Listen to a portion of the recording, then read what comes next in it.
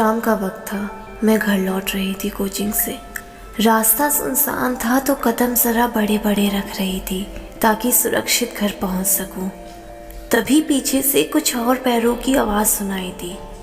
हिम्मत नहीं थी कि पीछे मुड़ के देख सकूं, इसलिए बस बढ़ती जा रही थी आगे। अचानक मैंने महसूस किया कि कोई पीछे नहीं था, ना ही किसी के पैरों की आवाज़ आ रही थी। सांस में सांस आई कि शायद उन लोगों ने रास्ता बदल लिया होगा। ज़रूरी नहीं है हर सुनसान रास्ते में गलत इंसान ही मिले। मैंने गहरी सांस ली, फिर चलने लगी। तभी अचानक से सामने दो लोग आ गए और मुझे कहीं किनारे सुनसान खंडर में खींच ले गए।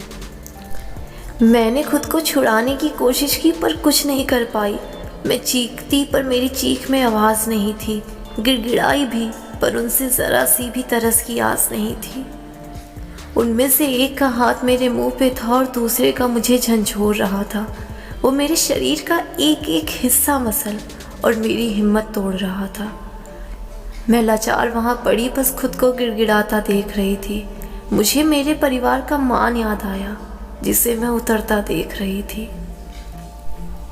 घंटों बाद वो दोनों मुझे किसी लावारिस सामान की तरह वहीं छोड़ के चल दिए।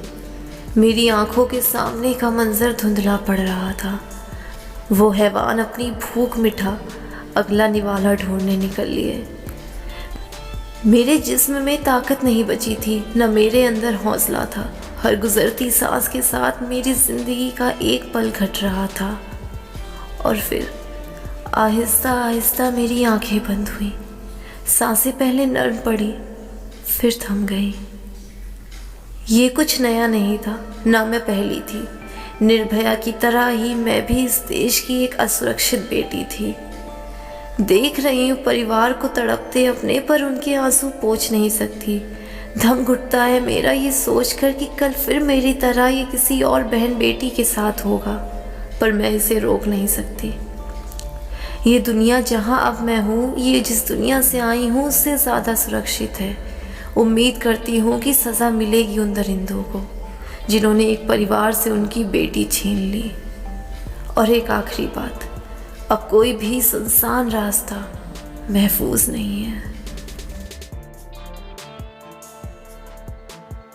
Do like, comment and don't forget to subscribe my channel.